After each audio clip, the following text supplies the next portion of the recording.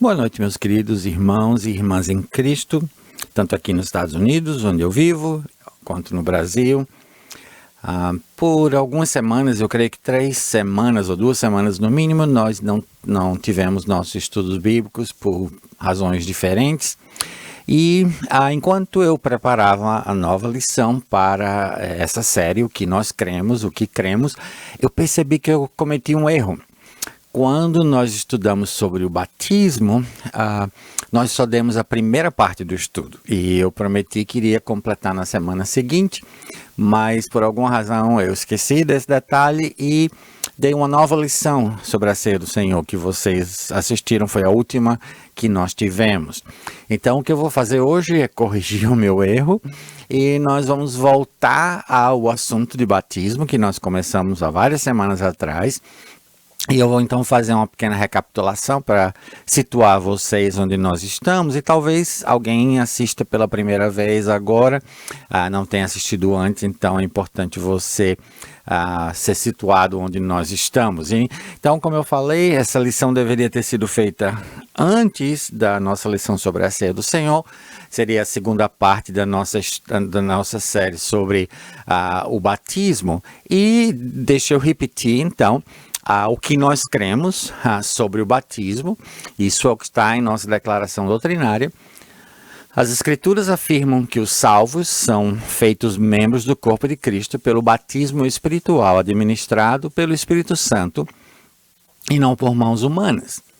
Por esse batismo, ou seja, esse batismo espiritual feito pelo Espírito Santo sem mãos humanas, sem a participação humana, é isso que quer dizer essa expressão, e não por mãos humanas. Por esse batismo, os membros do corpo de Cristo, da igreja, são identificados com Cristo na sua morte, sepultura e ressurreição, como nós aprendemos em Romanos 6, 3 e 4.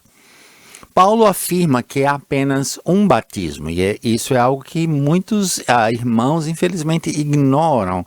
A afirmação do apóstolo Paulo em Efésios, capítulo 4, versículo 5, de que há apenas um batismo. Então, continuando, Paulo afirma que há apenas um batismo e que ele foi enviado por Cristo como apóstolo aos gentios, não para batizar, mas para pregar o evangelho. Portanto, havendo não 2, ou 3, ou 4, ou 5 batismos, o qual é claramente espiritual, concluímos que o batismo com água não tem lugar no programa espiritual de Deus para o corpo de Cristo.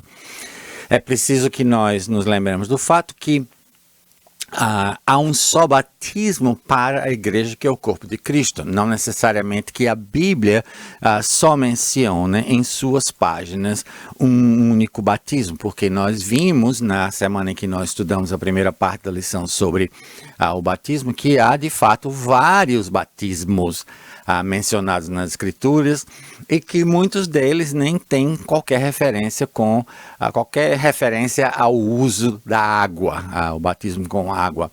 Eu vou pular algumas coisas aqui que nós tratamos na introdução. Basicamente, o que nós introduzimos o assunto foi para mostrar o fato de que se nossa teologia, a teologia que a nossa igreja e a nossa comunhão de igrejas abraça, que é chamada de teologia dispensacional, se a nossa teologia reivindica que a igreja é uma revelação paulina, então nós temos que buscar nas epístolas paulinas a informação, a instrução de Deus para a igreja, que é o corpo de Cristo, quanto à sua natureza, seu início, as suas práticas, sua liderança, incluindo essa questão do batismo com água. E nós vimos que o apóstolo Paulo, de fato, se desassocia do batismo com água em 1 Coríntios capítulo 1. Nós vimos que, para surpresa de muitos, é uma surpresa para muitos, o ponto D aqui do seu slide, que nunca estudaram em profundidade esse assunto, descobri que existem pelo menos 12, isso mesmo, 12 tipos diferentes de batismos referidos nas Escrituras, e que desses 12, apenas 5 têm qualquer conexão com uma cerimônia utilizando a água. Então, nós demos uma lista desses 12 e essa lista é uma foi retirado de um livro muito interessante, pequeno, mas muito interessante, chamado O Batismo Real, do pastor Charles Baker, que é o fundador do que na época era uma escola bíblica noturna e cresceu a ponto de hoje ser uma universidade, a universidade que eu me formei há alguns anos atrás em Michigan, chamada Grace Christian University. Então, esses são os 12 tipos de batismo mencionados na Bíblia. Cristo batizando com o Espírito Santo batizando no corpo de Cristo, e a lista vai: batismo de morte, batismo de fogo. Esse batismo típico ou tipológico da Arca de Noé, batismo pelos mortos, que nunca foi praticado por qualquer cristão. Isso era algo que acontecia naquela época, e o apóstolo Paulo em nenhum momento fala que nós devemos praticar isso como uma grande seita cristã faz hoje em dia. Batismo de Moisés, batismo da lei, etc, etc, etc. Assim vai a lista de 12 batismos, 12 diferentes batismos na Bíblia. Então, nós começamos a destrinchar essa argumentação que nós utilizamos, essas conclusões teológicas que nos levam a dizer que o batismo com água não tem necessidade, por assim dizer, não tem lugar no plano de Deus para a igreja, que é o corpo de Cristo.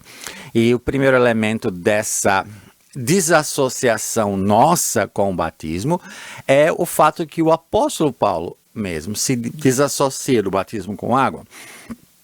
Na prática, se você estudar as epístolas paulinas e até mesmo o livro de Atos, você vai perceber que o apóstolo Paulo, ele não dá muita ênfase ao batismo. Em 1 Coríntios 1, 13 a 17, ele afirma categoricamente que ele não batizou muitas pessoas na igreja de Corinto. De fato, ele nem lembrava todos que ele havia batizado.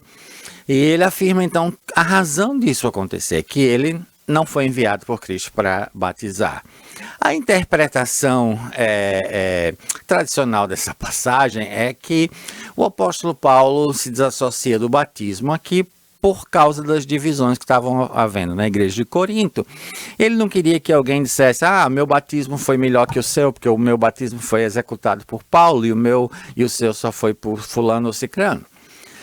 Mas, na realidade, o procedimento do apóstolo Paulo de não batizar ocorreu quando a igreja foi fundada. Essa é a sua atitude original em relação ao batismo, antes de que houvessem divisões na igreja. Então, qualquer conclusão quanto ao significado permanente dessa passagem deve considerar o fato que Paulo está se referindo às suas políticas e práticas durante a sua missão original aos Coríntios, quando a igreja foi fundada, antes do aparecimento de qualquer problema de divisão. Então, a conclusão que nós compartilhamos com vocês, a conclusão mais consistente é que, por razões não especificadas no texto, no contexto, Paulo tinha como princípio operacional não batizar os convertidos. Portanto, concluímos que Paulo não operou sobre a mesma comissão que foi dada aos 12. Nós temos essa comissão repetida em Mateus, Marcos, Lucas, João e no primeiro capítulo de Atos. E em praticamente todas essas narrativas ou registros da comissão do Senhor Jesus aos seus apóstolos pós sua ressurreição e pré sua ascensão, em quase todos esses registros da comissão há a presença do batismo com água, e ele é praticado pelos discípulos do Senhor Jesus Cristo nos primeiros capítulos do livro de Atos. Então, a única conclusão lógica é que, para afirmar que ele não havia sido batizado, o apóstolo Paulo tem que, ao mesmo tempo, afirmar que ele operava sob uma comissão diferente daquela que o Senhor Jesus deu aos 12. Isso é muito importante para nós hoje, e nós vamos falar sobre isso mais adiante, para nos perguntar qual é a nossa comissão, de onde nós vamos tirar a ordem de marcha, digamos assim, da igreja para executar a sua missão no mundo. E nós vamos ver isso mais à frente. Finalmente, nós compartilhamos com vocês uma afirmação, concluindo esse estudo que nós fizemos, e a conclusão é simplesmente o seguinte: o conceito de batismo foi transformado por Paulo, ele foi assimilado e transformado pelo apóstolo Paulo em seu significado espiritual, na medida em que ele usou o termo batismo metaforicamente, como uma figura de linguagem, para descrever a obra de identificação e incorporação do Espírito Santo sem a necessidade do uso da água e de intervenção humana. Então a ideia aqui é que o batismo, o conceito geral de batismo, foi apropriado e transformado pelo apóstolo Paulo para refletir a sua realidade espiritual, que é descrevendo a obra de identificação e incorporação do Espírito Santo. Isso é feito sem o uso de água e sem a intervenção humana, é uma obra do Espírito Santo. Então, o que nós vamos fazer hoje, e essa revisão já levou metade do nosso tempo para hoje, é dissecar essas passagens nas epístolas paulinas em que ele menciona o batismo com água, para que nós possamos entender o que é isso que ele está fazendo. Eu espero que todos tenham entendido o que é que nós queremos dizer com essa conclusão aqui. O fato de que Paulo usa o termo grego baptismos, ou batismo, mas ele usa não para falar sobre uma cerimônia com água, mas para metaforicamente descrever essa obra do Espírito Santo que pega um pecador e o coloca dentro do corpo de Cristo, na medida em que esse pecador crê no Senhor Jesus Cristo e é transformado. E aí ele faz parte do corpo de Cristo. É a mesma coisa de o apóstolo Paulo usar o termo templo para descrever a nós como cristãos e a igreja. Claro, ele não está se referindo a um templo feito de tijolo, mármore, ou seja lá o que for.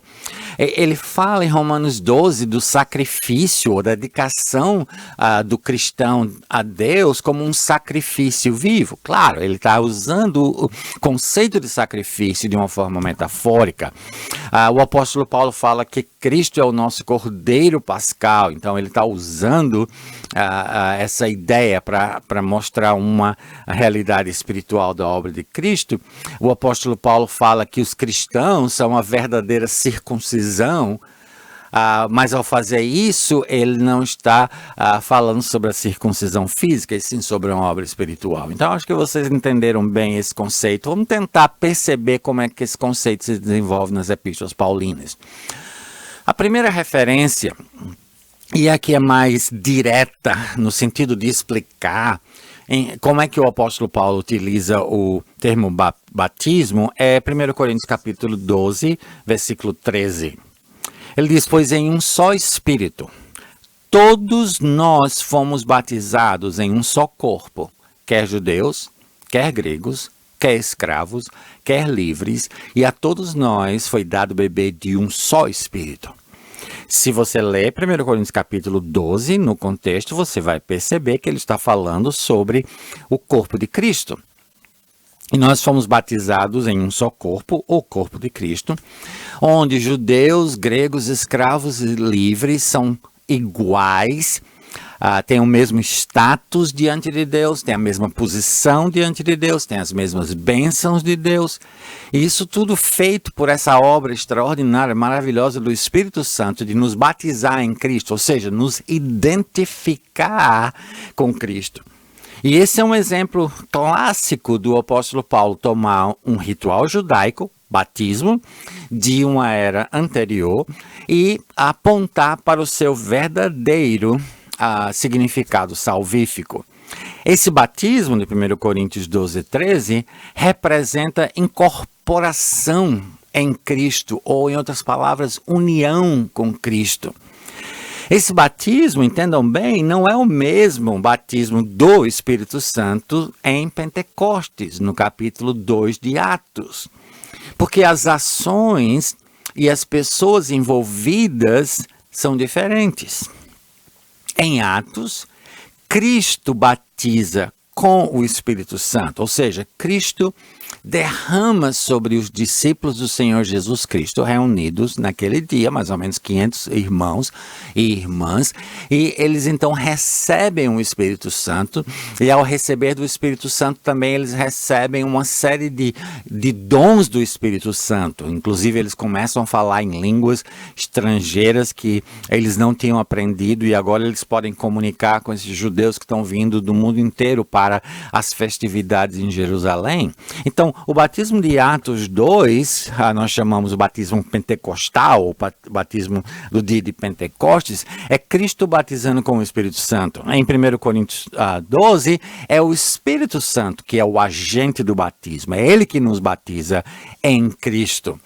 Enquanto que o batismo de Atos 2 foi acompanhado de manifestações visíveis, externas, miraculosas, o batismo de 1 Coríntios 12, 3, ele é posicional e ele é silencioso, ele é desacompanhado dessas manifestações exteriores e visíveis do poder de Deus.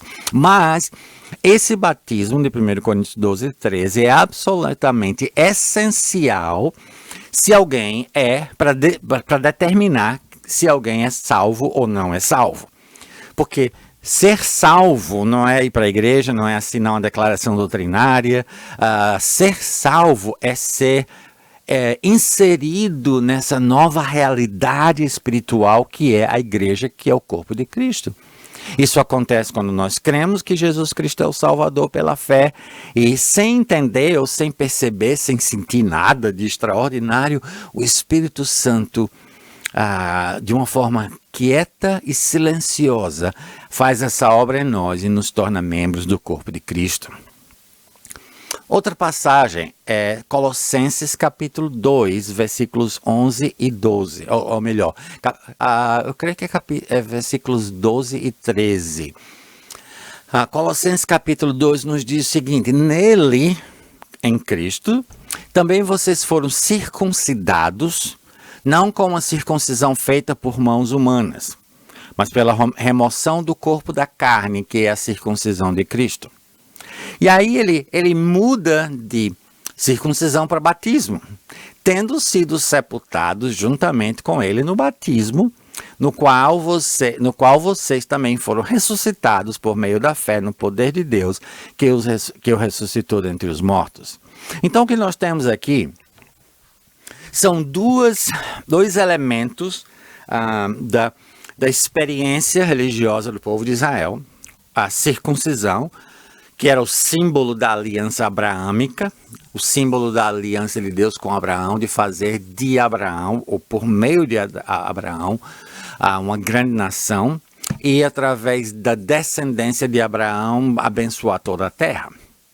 Também o batismo, se você lê a Bíblia, se você lê as Escrituras de uma forma, como eu diria, sem os olhos da tradição, daquilo que a gente já aprendeu, você vai entender e você vai ter que concordar que o batismo é um ritual que tem a sua origem na relação de Deus com o povo de Israel, porque o livro de Hebreus fala sobre os diversos batismos da lei, batismos que eram qualquer cerimônia de lavagem, purificação do Velho Testamento, e há muitas descritas na lei, são batismos. A palavra não se encontra no Velho Testamento, porque o Velho Testamento foi escrito em hebraico, e a palavra batismo vem do grego baptismos, então por isso que você não encontra a palavra batismo no Velho Testamento, mas a ideia de uma cerimônia de purificação, de lavagem cerimonial com água é presente em todo o Velho Testamento.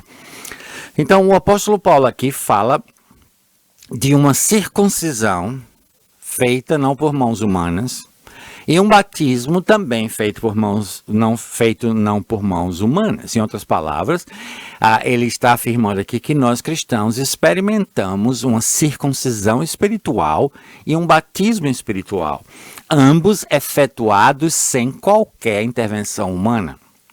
Um dos argumentos comumente utilizados em relação ao batismo é que o batismo substitui a circuncisão, até porque a circuncisão ela era limitada. Claro, evidentemente, pelo pela natureza do ritual da circuncisão, apenas os membros do povo de Israel, do sexo masculino, eram submetidos à cerimônia da circuncisão, enquanto que o batismo seria mais democrático, porque todos poderiam participar. Mas não há qualquer lugar nas Escrituras que coloque batismo e circuncisão em opostos um ao outro. O que nós temos é uma circuncisão física e um batismo físico feito com água sendo realizados simultaneamente. E de acordo com Colossenses capítulo 2, tanto essa circuncisão física quanto esse batismo físico foram substituídos por uma circuncisão espiritual e um batismo espiritual. Queridos, qual seria a lógica de substituir uma ordenança feita por mãos humanas, uma ordenança carnal, não no sentido negativo da palavra carnal, mas no sentido genérico de algo feito fisicamente no corpo de uma pessoa? Qual seria a lógica espiritual de substituir uma ordenança física por outra? Seria absolutamente incongruente com a teologia paulina, que enfatiza esses elementos espirituais. Mais uma referência encontramos nas epístolas paulinas, tratando dessa transformação que o apóstolo Paulo faz de certos elementos judaicos em seu equivalente espiritual. Romanos capítulo 6, versículos 3 e 4. Esses versículos são alguns dos versículos favoritos que eu tenho nas Escrituras e, infelizmente, muito mal interpretado por muitos irmãos sinceros. Romanos 6, 3 e 4 diz: ou será que vocês ignoram que todos nós que fomos batizados em Cristo Jesus, fomos batizados na sua morte, fomos sepultados com Ele, com Cristo, na morte pelo batismo, para que, como Cristo foi ressuscitado dentre os mortos pela glória do Pai, assim também nós andemos em novidade de vida. A interpretação tradicional desses versículos, infelizmente, é que eles se referem ao batismo com água, mais especificamente ao batismo por imersão. Porque o argumento é que nós somos sepultados com Cristo, ou seja, o ato de nos fazer submergir, e nós ressuscitamos com Cristo, o ato de nos fazer emergir. Entretanto, naqueles dias, a ideia de ser sepultado não é colocar alguém, como a gente fala hoje em dia, 7 palmos dentro da terra. Porque em sua grande maioria, se não em sua totalidade, os sepultamentos na cultura greco-romana e na cultura judaica era realizado a palavra agora me fugiu, em cavernas, né? Pequenas cavernas ou pequenas construções que eram feitas, ou até eles aproveitavam naturalmente e uma pedra era colocada para fechar aquela entrada. É assim que nós entendemos ter sido a sepultura do Senhor Jesus Cristo. Então, nem mesmo a analogia de você batizar alguém por imersão com sepultar tem qualquer lógica nas Escrituras. Além do mais, esse batismo, ele faz algo extraordinário, ele nos faz participantes da morte e sepultura e ressurreição do Senhor Jesus Cristo. A linguagem do texto é completamente inconsistente com tudo que o batismo representa nas Escrituras. O batismo nas Escrituras representa purificação de pecados. Nos primeiros capítulos do livro de Atos, o apóstolo Pedro prega a palavra e os judeus que estavam ali perguntam: e aí, o que é que nós vamos fazer? O que é que nós podemos fazer?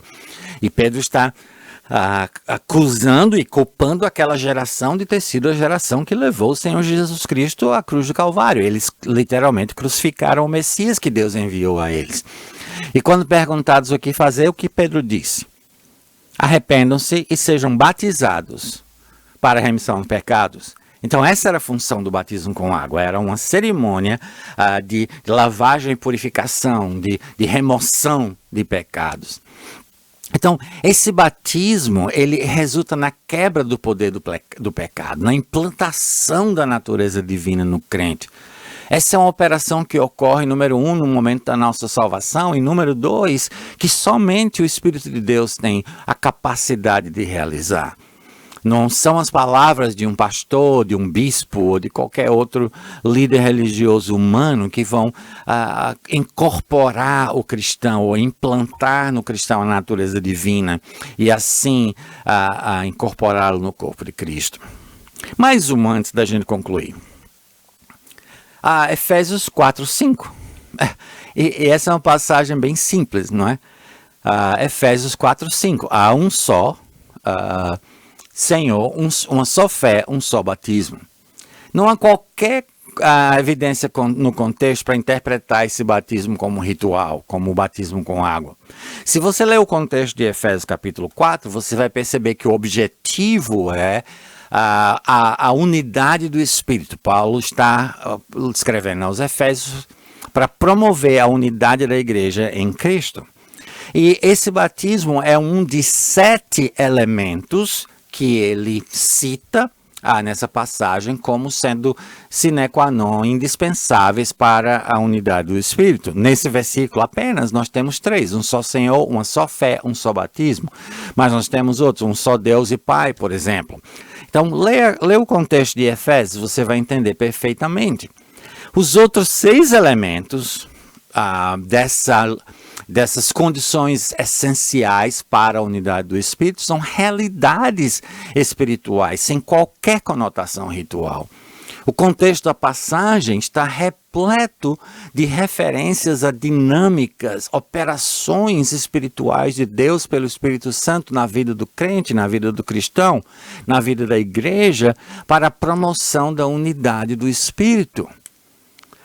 Tentar impor batismo, tentar, numa linguagem um pouco informal, colocar água nesse versículo, molhar esse versículo, vai causar uma perda enorme daquilo que ele representa. Então nós estamos diante de uma opção e de uma escolha aqui, porque o apóstolo Paulo disse que há um só Deus, um só Pai, um só Senhor, uma só fé, um só batismo, e a lista vai. São 7 elementos da nossa unidade no Espírito. E nós temos que fazer uma escolha, porque não há 2 senhores, há apenas um.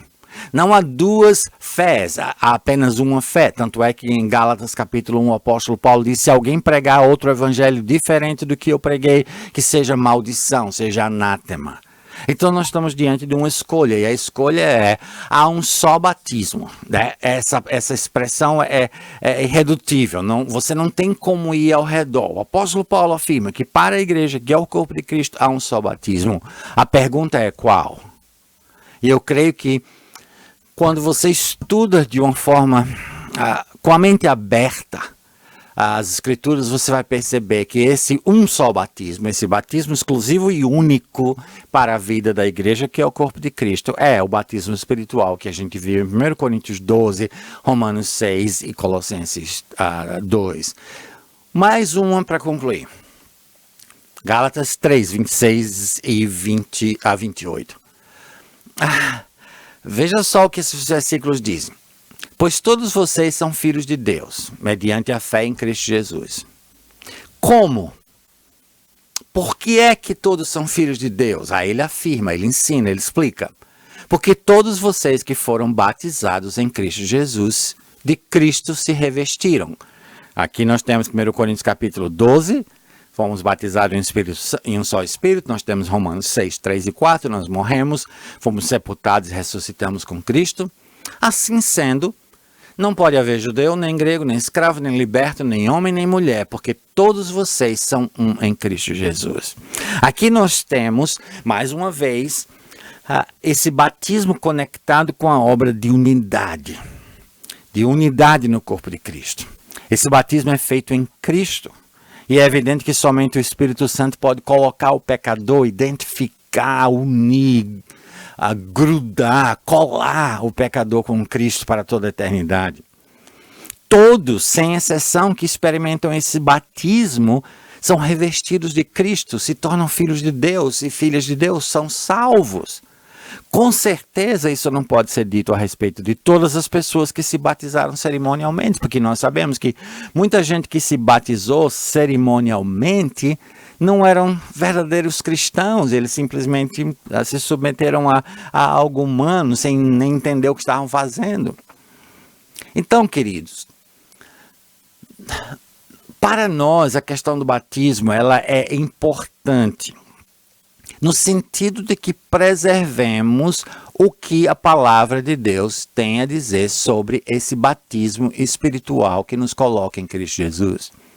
É por isso que a nossa conclusão, ao colocar todas essas ideias e referências e conceitos juntos e harmonizar tudo isso, a nossa conclusão é que para a igreja que é o corpo de Cristo, não há lugar ou necessidade mais do batismo com água. Porque a obra de Deus em Cristo Jesus, realizada em nós, membros do corpo de Cristo, é absoluta e completa, não necessita de absolutamente nada mais para complementar. Então nós cremos que, como parte da revelação especial que o apóstolo Paulo recebeu de Deus, nós encontramos essa afirmação de que o batismo não é mais, o batismo com água não é mais necessário na vida da igreja, e que de fato o batismo com água foi substituído pelo batismo espiritual que nos coloca em Cristo. Como eu disse na primeira vez que nós começamos esse estudo sobre o batismo, esse é um assunto delicado e a tradição é muito forte e as experiências emocionais conectadas ao batismo são abundantes. Então é quase que impossível começar até mesmo um diálogo inicial em relação à validade ou não do batismo com água na vida da igreja. Mas eu espero que essas duas lições, e infelizmente eu passei um pouquinho do tempo hoje, sirvam para que pelo menos você pare e reflita. Será que realmente o batismo com água tem algum papel, algum lugar na vida da igreja hoje? Ou, devido ao fato de que o apóstolo Paulo utiliza essa linguagem batismal para nos ensinar verdades espirituais, isso quer dizer que nós temos um novo batismo, um batismo espiritual, e que o batismo ritual já não é mais necessário na vida da igreja. Pois essa é a nossa conclusão, a minha conclusão pessoal, a minha conclusão teológica, depois de muito estudo, de muitos e muitos anos de questionar a mim mesmo e outros, e por isso que a nossa igreja adota essa declaração doutrinária em relação ao batismo. Eu gostaria de pedir desculpa pela confusão que eu fiz em ter colocado a lição da ceia antes de concluirmos a nossa reflexão sobre o batismo. E mais uma vez eu gostaria de encorajar todos vocês a entrar em contato conosco, mandar suas perguntas, seus comentários, e eu terei todo o prazer de responder na próxima semana, ou até de contactar você pessoalmente para fazer qualquer esclarecimento. Que o Senhor abençoe você ricamente nesse final de domingo, nos preparando a todos para começarmos uma nova semana de trabalho com alegria no Senhor e com a disposição de viver cada segundo, cada momento da nossa vida para a honra e a glória do nosso Deus.